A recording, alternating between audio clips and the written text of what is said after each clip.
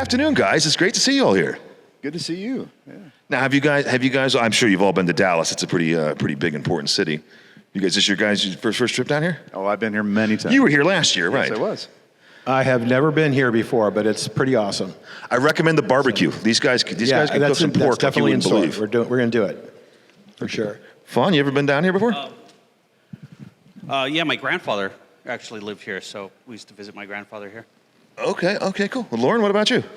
I've been to Dallas once before, been to Houston, been in Texas maybe 3 times or something like that. It's really hot here. I don't know any, yes, it's very hot.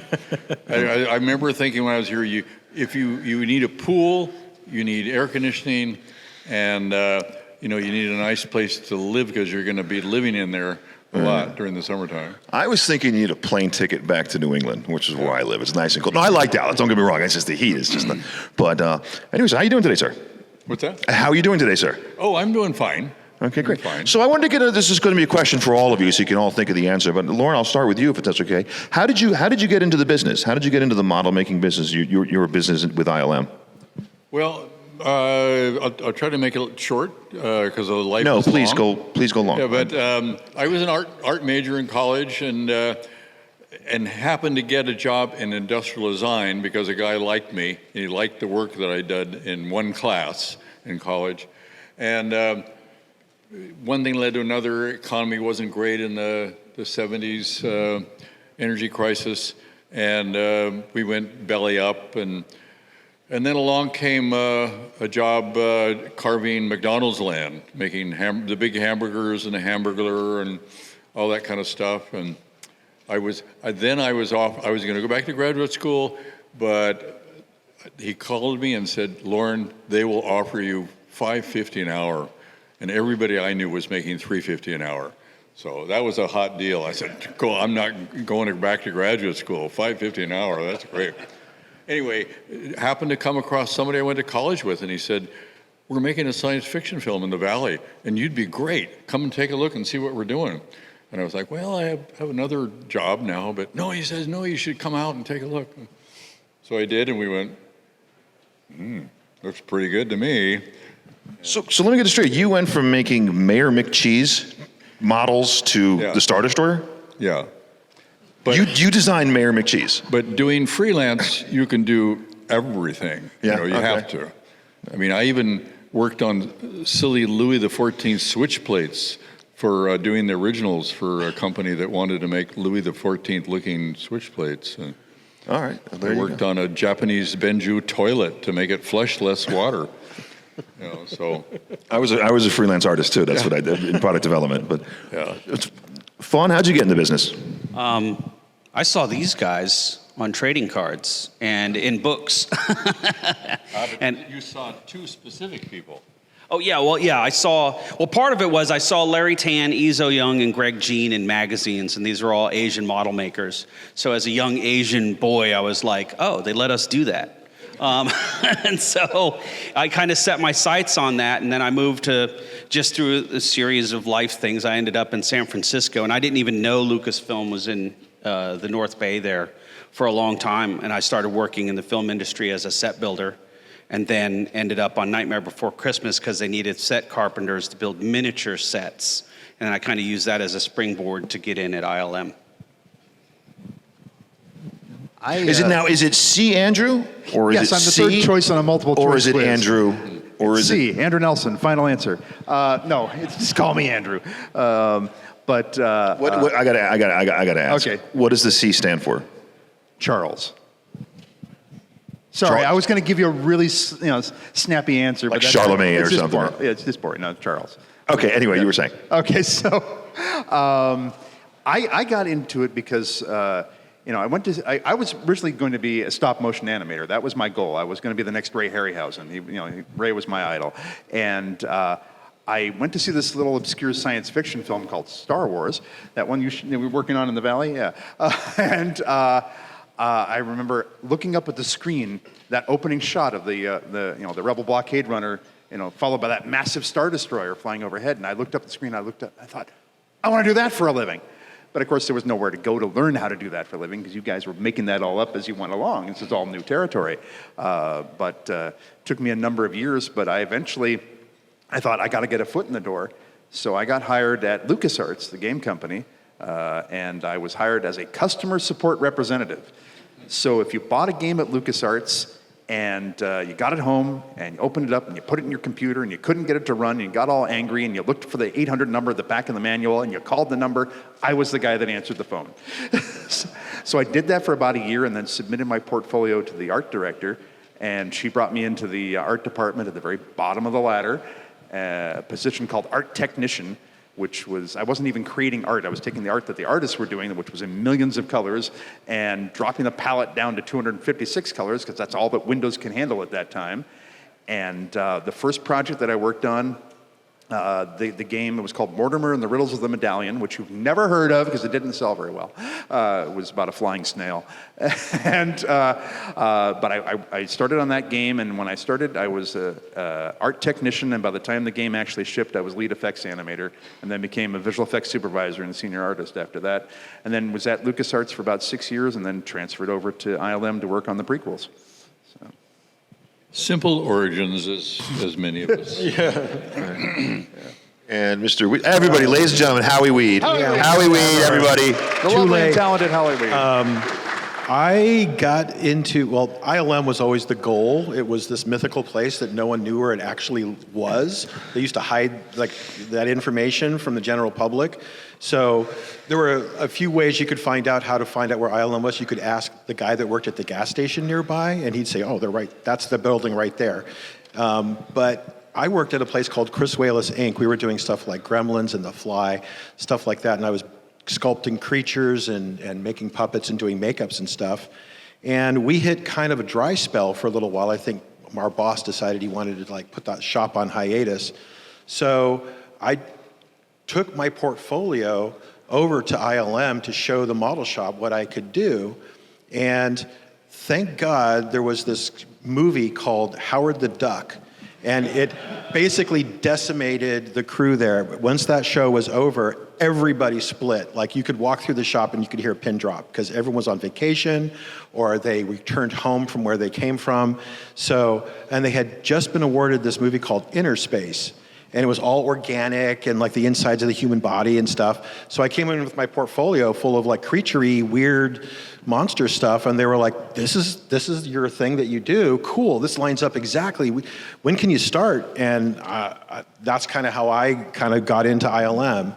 And I mean, I remember driving down the freeway and my boss, Chris, before I got a job there, would point in the general area of ILM and he'd say, it's right there, guys. You could, ILM's right there and they're working on the coolest stuff ever, but you're working for me now. So we got to keep going. And I think someday I'm going to get over there. I'm here, they're there, somehow it's going to happen. So. It was very hidden. You could not see it. You could drive around and around unless somebody was carrying something across the street from the model shop. You wouldn't even know it was there. So. Yeah, no, there was no signs. There was nothing on the doors. Nothing.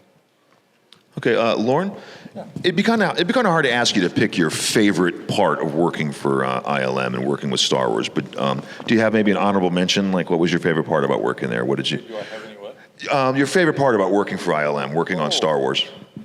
Favorite part of working at of ILM, you know, I actually think something I'd look back on and be really proud of is the fact that in about 35 years, a lot of the people I hired went on to incredible things, you know, starting their own companies, and I was a kind person. You know, I'm well regarded by hundreds of people I hired, or not hundreds of people I hired, but by people at ILM and model shop people and all that stuff, and that's, you know, probably there's one or two or three people that had bad to say about me, but, you know, not many. Okay, that's cool. And do you have a particular favorite modeled piece that you made? Your favorite ship? Well, I always say it's easy to say the Millennium Falcon. It was one of the very earliest ones. I did the whole back of the engine. I said, you do this part. You know, it was like doing a quilting bee, you know, you do that, you do this end, and sometimes we would rotate, you know, 20 degrees around so that our style wouldn't conflict, or we had to blend our styles. Whereas usually I was asked to do like the back of the Sandcrawler and all the engine parts and all the engine parts to the Millennium Falcon and the X-Wing. And so I got well known for doing those kind of mandalas of parts. And there was I worked on 52 films or 54 films. Yeah, we don't care. So there Star were Wars. a lot of Star Wars. There are a lot of favorites, So anyway. You don't have one better than Star Wars, though, right? No. Oh, and within Star Wars? Yeah. I said the Millennium Falcon. Slave One, too, is a really absolute favorite because I was starting to hit only the tops of the waves in the model shop. I was, we were getting bigger and bigger, more projects, and I could spend the time, hitting the tops of the waves. And when the Slave One came along, I said, ooh, I really love that design. I want to step away a bit and really concentrate. So me and one or two other people worked on it. And I was just very, very proud of the design on that thing and the way it came out. So that's what would be a favorite, too. My favorite's the Executor. Can I just interject? My favorite is by far the Executor, Darth Vader ship, which you're familiar with. Yes. I used to, have a little something to do with that. Yeah, well, we're going to get to that. We're going to get to that, definitely. Fon, what's your crowning achievement with Star Wars and Lucasfilm, or what you're most proud of, or you look back fondly? I look back on it, all of it, fondly. My favorite thing was actually just the team. We had just a wonderful. It's a family. You get really close when you spend that many hours together. Really, the tough schedules, the tough deadlines, the tough budgets. You get close, you problem solve, you learn a lot about each other, As far as models go, probably the clone hatchery hallways and pod. That's what they called it. We did 2 different styles of hallways and a pod for Attack of the Clones. Right. And I remember the harder the model is to achieve, the more kind of gratifying it is. And that was a very, very complex, difficult build because they had to be able to fly the camera in so many different places that the model had to come apart and go back together seamlessly. All the clear windows were vacuum formed, which is an extremely difficult thing to do. And then you couldn't shoot all the way down the hallway because you didn't have enough depth of field. So on set, we actually had to shoot the first 4 feet, black out the rest of the set, and then assemble the rest of the set behind it without ever moving anything. So it was overall, that was like one of the hardest things we ever shot. And so that ends up being and it came out seamlessly. Favorite because it worked. It occurred to me after a number of years, maybe 10 years, 15 years, that we spent more time with each other than we did with our parents by far. Because we worked at the beginning. We worked a minimum of 11 hours a day, and then we did 12 sometimes, and then sometimes worked 6 days a week. So we knew each other's family stories. I knew the Fon Davis story easily, all that stuff. Anyway, we spent a lot of time together. I think probably working on Phantom Menace was so memorable for me because coming from LucasArts, I was a visual effects supervisor at LucasArts, but I was essentially a compositor, which is the person that puts all the elements together into one shot. So I was hired I was a compositor who was hired into the rotoscoping department because that's where they needed somebody. But I was immediately drafted into matte painting, and I'd never done a matte painting in my entire life. And so at the end of my first week, I am presenting my very first matte painting to Dennis Murin. And I'm no thinking, pressure. And I'm thinking to myself, I used to cut photos of you out of Starlog magazine and put them on my wall. So you too, actually. But so I'm standing there at Dennis's desk, and I'm geeking out as a Star Wars fanboy, and he's looking at my first matte painting, and he's making a few comments here and there, and then he says, "Oh, I don't know. What do you think?" I didn't know what to say. My first thought was, well, you've got more Oscars than anybody alive. You tell me.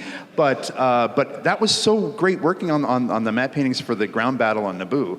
I basically was, landscaping the planet of Naboo, which doesn't really exist. It's actually the farmland north of the San Francisco Bay Area up there. So, because Dennis went up and shot hundreds and hundreds and hundreds of photos of the rolling green hills, and then we would take it into Photoshop, and you take, this hill from that photo, and this hill from that photo, and that hill from that photo, and foreground grass from this photo, and midground grass, and you put it all together and make it look perfect, and then, paint out the cows and the telephone poles and the tire tracks and make it look pristine, and then you have to mess it up with a whole bunch of Gungan footprints and scorch marks and battle damage and everything. And George was very insistent he wanted beautiful puffy white clouds at all times on Naboo. And we thought, okay, that's great. We got a stock photo library. We got lots of cloud photos. We burned through that so fast because we were making so many backgrounds for this battle.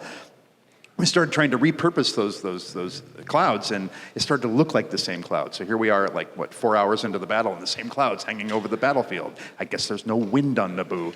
So I mentioned this to my wife, Veronica Loud, who is a wonderful photographer. And so this is a total rock star move, while we're driving down the street in San Francisco, which is hard enough to do, she sees the perfect clouds up in the sky, rolls down the window, sits on the edge of the door, hanging out the window, grabs her camera, snaps these amazing photos. Lucasfilm paid her for it, and that's how we finished the ground battle. But doing that was just, that sort of thing was great, and just working with Dennis and the others on the ground battle was a lot of fun. So, and then on Attack of the Clones, I was all over the place doing stuff.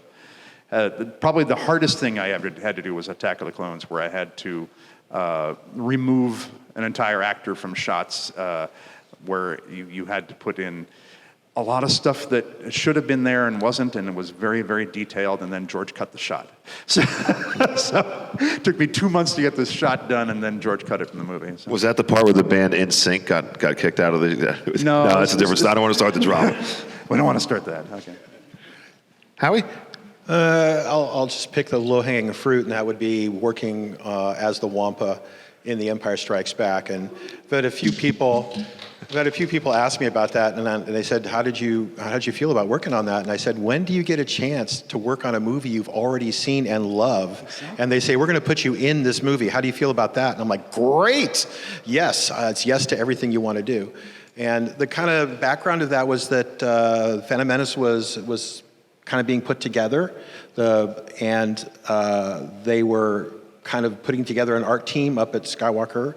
And so to kind of bring Star Wars back, there was this period of Star Wars where there was no new Star Wars. There was nothing. There was books and a comic book, but still Star Wars remained really high on toy sales and was really doing really well with novels coming out. So they kind of suspected there's maybe still an appetite for more Star Wars out there, and that's kind of what convinced them that maybe we're gonna make another Star Wars movie. So they're up there planning that Star Wars movie, and they thought, what could we do to kind of restart the engine? And it was the special editions. Let's do this work for George that he kind of always had a to-do list of stuff that he wished he could change and add to the Star Wars movies. Whether or not you agree with that or not, it's messing with canon, but it's also the director of the film, and he had limitations when he made it, and now he had a lot of resources, and he could just go back and do whatever he wanted.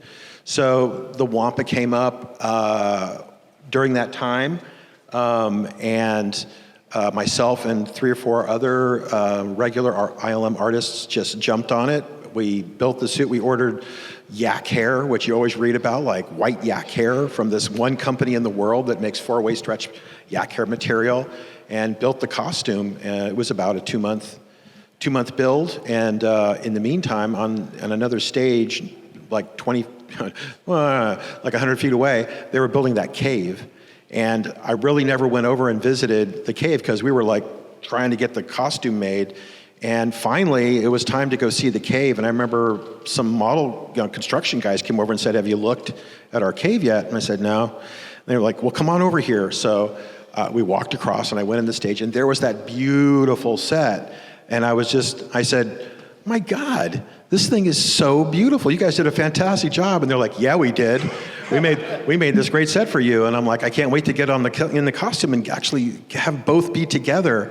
And the whole thing was a 2-day shoot. We did one day where we did what they call wedges, which means they're taking series of photographs at different exposures with different lighting setups, and they literally put that film on a lighting table and go over it like one image at a time and try to find just the right lighting and just the right balance of everything. And then the next day, with that information, we just shot, and George showed up and was the director for that sequence, which was like, I'm in the costume, looking out the costume with like, I can only see a little tiny like soup can being held out from your eyes. And George showed up, and he's behind the camera, he's riding the camera, he's looking through, he's telling them he wants it lit. And I'm inside the costume going, is this really happening? This is so cool. And yeah, it was totally the highlight, Star Wars related highlight of ILM for sure. Yeah, that was amazing. It was a really amazing, beautiful set, because I walked over, because I was shooting as Vader at that same time. We're going to get to that. That's the next But I segue. was just going to say, sets don't always look as good in person as they usually do on camera, but that one was just gorgeous. Yeah. And Yeah. The costume was amazing too. So. Yeah, it all worked, I thought. And I do want to talk about your Vader next, of course, but when you made the costume, did you have yourself in mind that it was going to be made around you? Or was it just, you just generically made a costume? Well, Or did you make it purposely to fit you, I've got to be the Wappa? we were doing like bits and pieces of it, like the claws and the feet and things like that. And it came time, we were like, it's time to pick an actor. We never even talked about it. Who's going to be in the suit? So I saw Dennis Muren walking down the hallway, and I just kind of thought, I'm going to go for it. I'm just going to ask him if I can be the Wampa. So I went over to him. I said, hey, Dennis, I guess we're kind of getting to that time where like we're going to have to call a talent agent and like try to cast this whoever's going to be in the suit. And I guess they'd be in LA, and we'd have to fly him up for a day all the time. And I don't know how much that would cost to put him up in a hotel, and we'd have this limited access to him for these really tight little moments, I guess, or I could do it. And he kind of went like, he kind of knew what I was up to. So he kind of went, all right, you can do it. And I was like, yeah, all right. And that's only you, right? It was just me. The whole That was just me, yeah. So, but yeah, then I kind of got permission, and we did a life casting and built the suit around me. Yeah. That's great. And then, Andrew, you have a similar story when you were working it up behind LAM. Yeah, I was already working. I had been playing Vader for the Lucas companies for about 2 years before we did the special edition. So I started off just doing personal appearances, and then ended up doing commercials, and then doing the games at LucasArts, like Dark Forces and Rebel Assault 2. But then, like you, it's like when the special edition came up, and they offered it to me, I think, oh my gosh, I get to be part of my favorite movies. and I almost didn't get to do it, because the day we were scheduled to shoot was the day that my first child was due to be born. And, Of course. Yeah, and it's like, it was Don Bees that was organizing this from the ILM model shop, and Don was my original Vader wrangler to begin with, and he kept calling me up, so, baby born yet? And I said, no, not yet. So mercifully, she was born 2 weeks early, otherwise I would not have been able to do it. So I got to do it, and it was an interesting shoot, and kind of difficult too, because we're on the blue screen stage at ILM, and one of the shots that we did was where Vader leaves Cloud City and goes to his shuttle, and so I'm walking across this beautiful matte painting by Ralph McQuarrie, I think it was, and it was a very tall platform, very long platform, but very narrow. And so it's myself and a couple of stormtroopers and a couple of Imperial officers walking across this. And you can't see well at all in that Vader costume. You can basically see what's directly in front of you through the lenses of the mask, or if you tilt your eyes down, you can kind of see through the chin. Everything else is a blind spot. And Vader can't, stomp like this with his head down. He's got to have big strides. So we had to rehearse it many times with, as we say, buckets off, with the heads off, and so you have muscle memory, so you know, how many steps can I take before I get to the end of this thing, and don't want to go too far left, too far right. So we rehearsed it several times, and we shot it a few times, and then and then they yelled, "Cut! Don't move!" And I was about maybe that far from the end of the platform. So one more step and I would have hit the deck. And I don't know if they were concerned about me or if they were concerned about the very expensive original costume. I would like to think it was me, but that was great to be able to shoot that and become, like you said, part of your favorite movies. So, Was that the original costume? it was like the original from the costume. It archives? said Deep House on the inside. Oh, yes. that's so cool. Yeah. I wonder if you're the last one to wear it for production, because by the time they did Revenge of the Sith, yes, I was they the made a last new one. person. when I first started Vadering, I was wearing the original costume. Most of the time I wore Empire Strikes Back costume. Sometimes I was wearing parts of Empire and Return of the Jedi. Sometimes I had the whole original trilogy on. But then they started taking parts away. What is it that Indiana Jones said? It belongs in a museum. And they started taking pieces away, and so we got down to where we had just the original cape and the original boots, and then they finally took those away, and then Don and Anna Bees made 18 replicas that all fit me. So that was what I wore from that point on. So I did that, played Vader for like 12 years. So. Okay, cool. Fon, were you in one of the films? Did you ever act in any? We call it acting, but.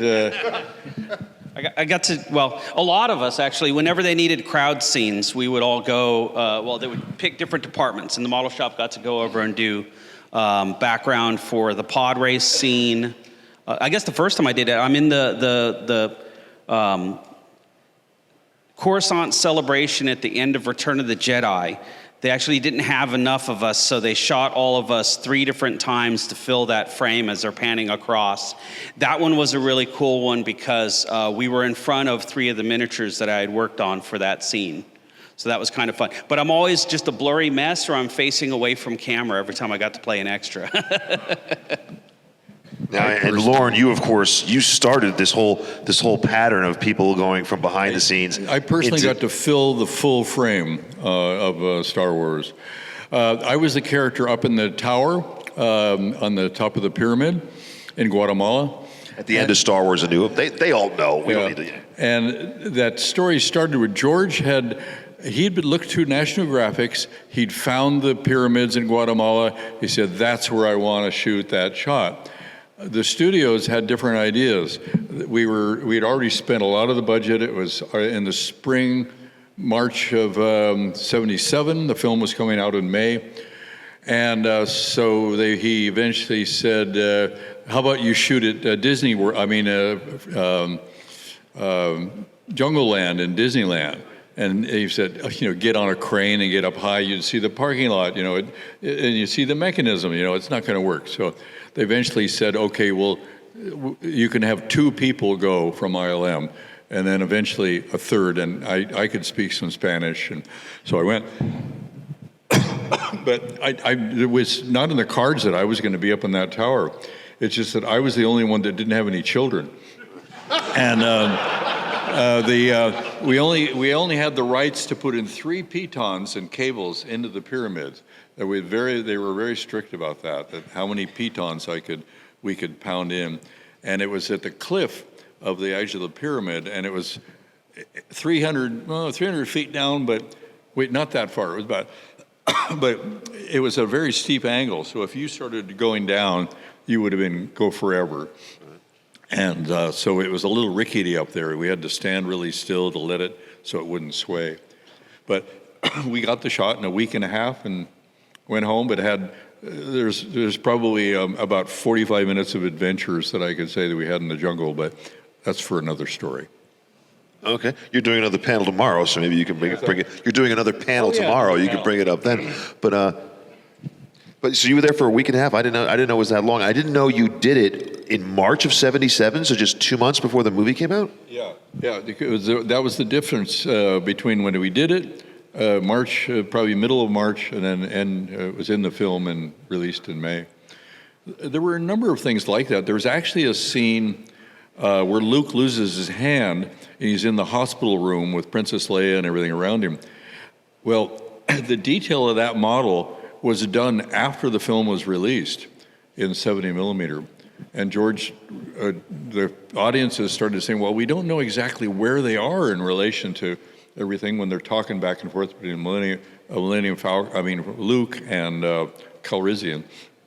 And so we had to do a big, giant detail. We just stayed up at night and just plowed right through it and made the detail of that model in, 2 or 3 days or something like that.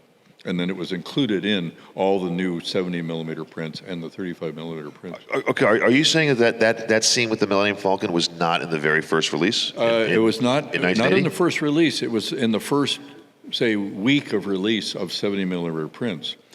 Then they brought those prints back and put new prints out that had that shot in it. So for someone like me who saw that movie the day it came out in 1980, I did not see it with the Millennium Falcon. You would see it with that model, whereas if you were one of the kids that went and was at the theater for the first week, you would have seen it without that model. Wow. Isn't that wow? That's like, it's very rare I hear like a new Star Wars thing that I didn't know before. But wow, that's incredible. So that means we were working on a model even after the film had already come out that would be included in the film. So, Wow, you learned something it's new every like day. being a short order cook for models. And Lorne, you told me a story. I believe it's you. You can correct me if I'm wrong, but you're in the Wampa Cave. I was what? You're in the Wampa Cave, aren't you? Those are your. No, I those was are certainly your. working on the Wampa. I was doing icicles and things. But like for the original release, You might. Oh, sorry. The original release? like those are your feet. Those are when they show Luke's feet No. gooped into the ceiling. No. Because I had heard they shot that in the model shop, and someone was They what I did. heard too, yeah. Yeah, we made upside down icicles. I did. Yeah. Me and some other people did upside down icicles, but I'm absolutely sure it was not my. You did not put on a costume and you're not gooped into the floor. Okay, Yeah, because the person. that's what I've been telling that story for years. So The person sorry, was everybody. standing up in this little 4 foot by 4 foot icicle things, and camera was shooting. So it looked like he was hanging from the ceiling, but he wasn't. Who was in the costume? I don't absolutely. Yeah, because they're going to be on the convention circuit as soon as we find out. Yeah. Well, it wasn't Webb because he did it out in Norway. So I don't know who filmed it in the in the But that studio. shot would have been one from ILM, so it had to be somebody from ILM that was doing it, then, Yeah. shooting it. Yeah, it was probably a model shop person who was recruited. Uncredited, I'm sure. Yeah. As all of us were. Feet of It Luke. wasn't, everybody was happy to do those things, but of course we didn't get paid for being in the movie or anything like that. Well, that's not true. I was paid for the time I went to Guatemala, but Yeah. it isn't like stars get to be paid so much more money. No. Yeah. Do you, Lorne? And I'm going to ask this for all of you guys. It's not just the Lorne panel. Do you have a favorite Star Wars character? Favorite Star Wars character? Yeah, one of your favorite characters. Like mine's Darth Vader. So who would be your favorite character? You know, I was 30 when I did the first Star Wars, and so Han Solo was an appealing character. You know, Luke was a bit too much of a kid for me. I mean, it was like I appreciated his character and all that kind of stuff, but you know, he's a little goofy and you know, if I was thinking of like my John Wayne hero kind of the gunslinger kind of guy, it would have been Han Solo. And, That's what most people say. I ask this question every time I do a panel. It's probably and about easy 95% of the people say. easy one, yeah. Because Luke had barely gotten on his first date, and obviously Han had experience. So, We'll just leave it at that. Fon, you got a favorite Star Wars character? For me, I'm going to have to say R2-D2.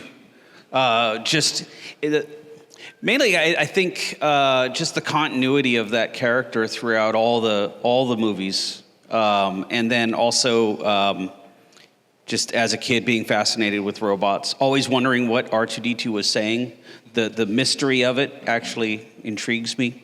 And then when I did eventually get to Industrial Light and Magic, that was one of the first Star Wars props I got to work on, was restoring one of the old Kenny Baker R2-D2s. And when was that? What year was that? Just It was 1996. 1996. Yeah. So It was actually not even for one of the movies. It was for C Theater, where we would screen. We had an R2-D2 at the front, just on display, but it was the wrong color, and it really bothered a lot of people. So I got to repaint it an updated color, but it was still the wrong color.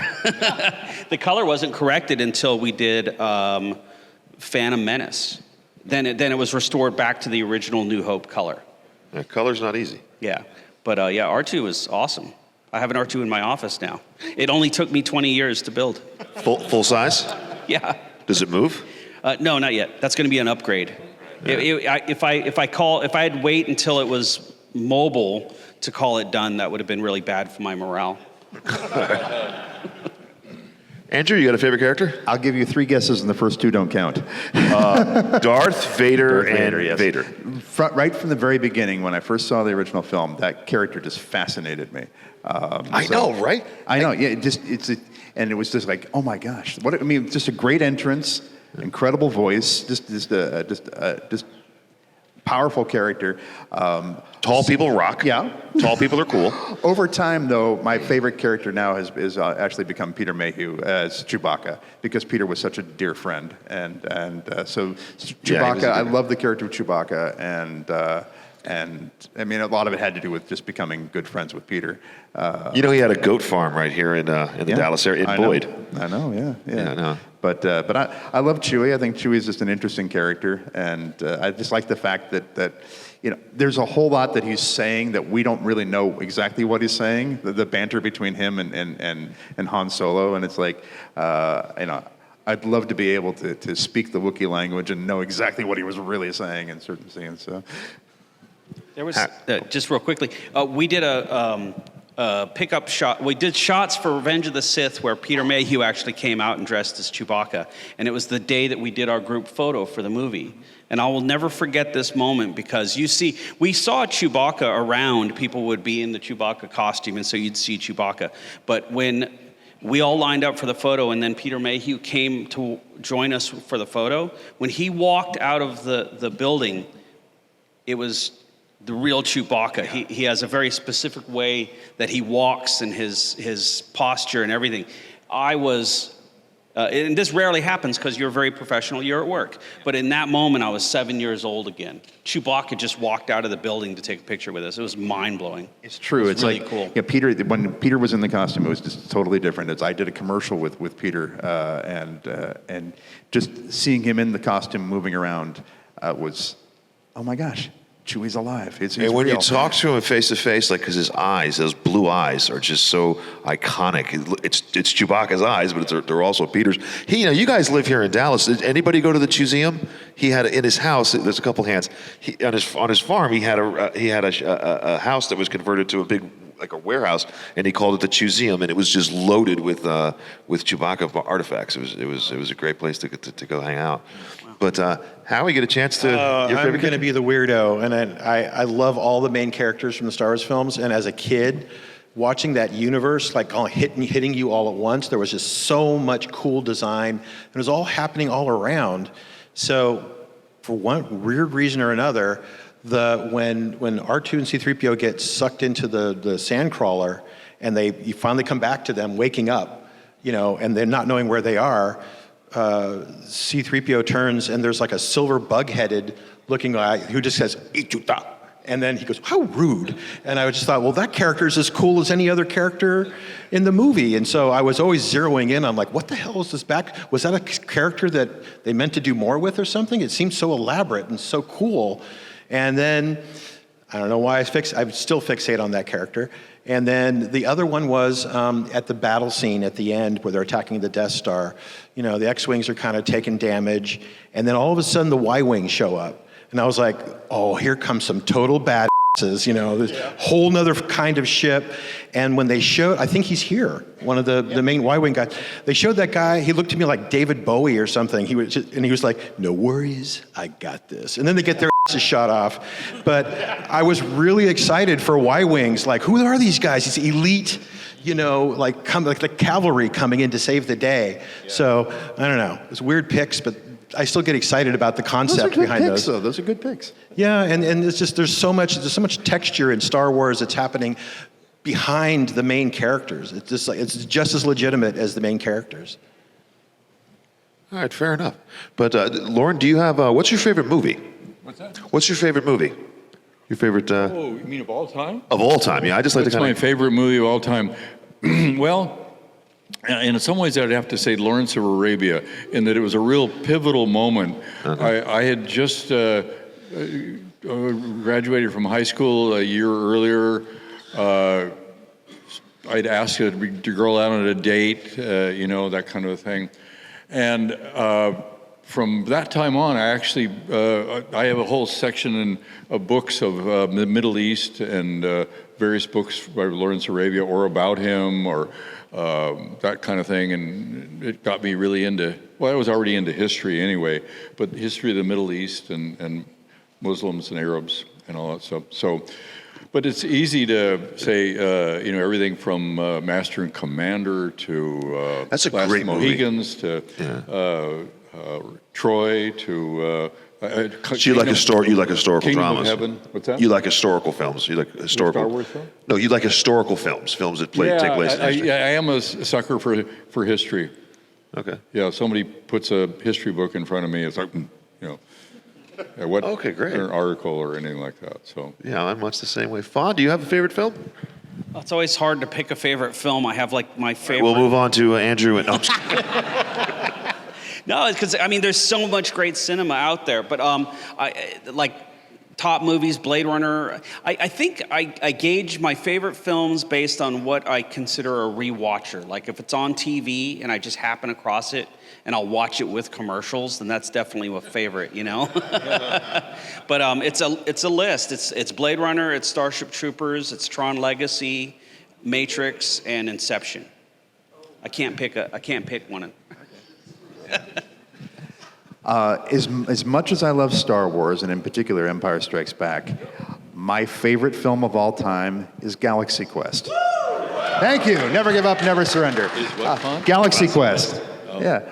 I had a lot of fun working on Galaxy Quest. Oh, well, you worked on it. But also it's just a good movie. It's like I've said this many times. It's like I said, if the last known copy of Galaxy Quest and the last known copy of Citizen Kane are in a burning building and I only have time to run in and save one, goodbye Rosebud, I'm going in to save Galaxy Quest. Because it's got so much heart. It's one of these films that probably shouldn't have been as good as it was, but it is. The interesting thing when you work in visual effects, you guys know, it's like you can work for months or years on a project without knowing if the movie you're working on is any good, because when you're working on it, you see everything out of sequence, you see it without sound, you see your portion of it, that's about it. But when we were working on Galaxy Quest at ILM, the studio, for whatever reason, they sent us a rough cut of the film, which just never, ever happens, at least in my experience. So we all crammed into one of the screening rooms at ILM, we sat down to watch it, and we're like, oh my gosh, this movie's great. Even in rough cut form, we were all jazzed to get it finished. So I'm very proud of having worked on it. But I just love the film, and I've watched it. I don't know how many times. It's like you were saying, Fon. It's like a film that you can watch over and over and over again and not get tired of it. Monty Python and the Holy Grail is another one like that that I will watch over and over and over again. But Galaxy Quest is my favorite film. Monty Python's pretty good too. My favorite film is a movie you can't watch over and over again. It's Apocalypse Now.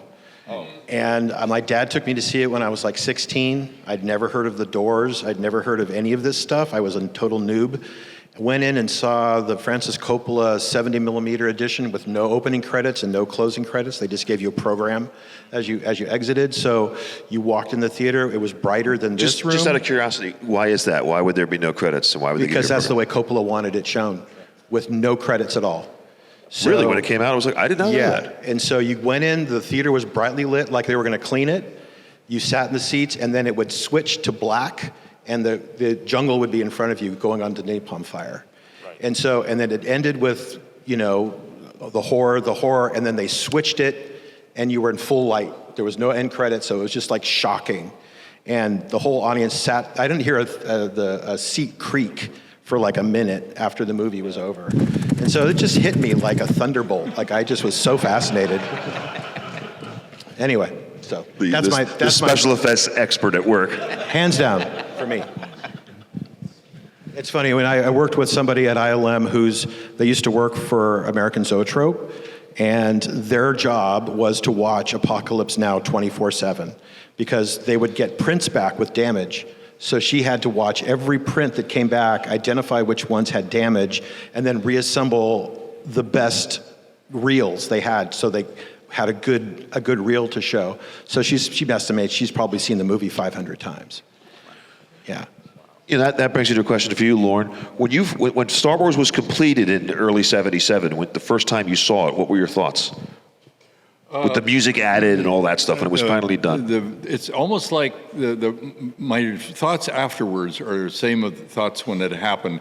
It was like everybody going, it sucked the air out of the room. It was, not that it really literally did it, but you could almost feel everybody that you'd worked with, plus the stars, and Han Solo was there, and Carrie Fisher and everybody, and we were all like, when that first shot happened on the Princess's ship and then the White Star Destroyer, it was like, from that point on, you were like on a roller coaster. And you were right that we got to see the film, like, could you imagine seeing Luke walking out with the sunset of the two moons and saying his lines again? Oh, we're going to watch it again. Oh, we're going to watch it again without music, without sound or anything like that. And we think, oh boy, I wonder how that's going to work. Or, not that we really had any doubt. People say, oh, I never had any idea that it was going to be a big popular movie. I'd have to say that's not necessarily true of 90% of the people that were there. We knew that had a real feeling it was going to be successful, but at that time, if a movie it cost $11.5 million to make. If it made back 10, 15 million, that would be like incredible of their money. And it's doubling your investment. 400 and something million in a short period of time. So we knew it was going to be a success, just not the monstrous success that it turned out to be. Right. The old story goes that there was Martin Scorsese and Brian De Palma and a bunch of guys were watching an early cut of Star Wars and thought it was not going to make any money. And the one person in the room who said this movie's going to be a huge hit was Steven Spielberg. Yeah. Rough cuts are rough cuts, and have slugs of stuff that's missing, and you have to be tolerant and kind of see a film for what it is. But we personally never saw a rough cut of the whole thing before I saw the final film. I just saw bits and pieces, totally disjointed from anything else. But of course, the model shots were just beautiful. And the model shop, after the film came out, we thought they should put out a film that's just the model maker's copy. The dialogue would be, and then it would be a model shot, and then and model shot. So this panel was supposed to end 5 minutes ago, but I ignored them and I kept it going because I just wanted to talk with you guys more. But unfortunately, this is coming to an end because we got some other panels coming. We're staying here till tomorrow. We're just going to be here all night. But you four gentlemen are going to be here in the autograph hall for the remainder of the weekend. So make sure you guys come by and see them. So, ladies and gentlemen, Fon Davis, Sandra Nelson, Howie Weed, and of course Lorne Peterson. Thanks, everybody.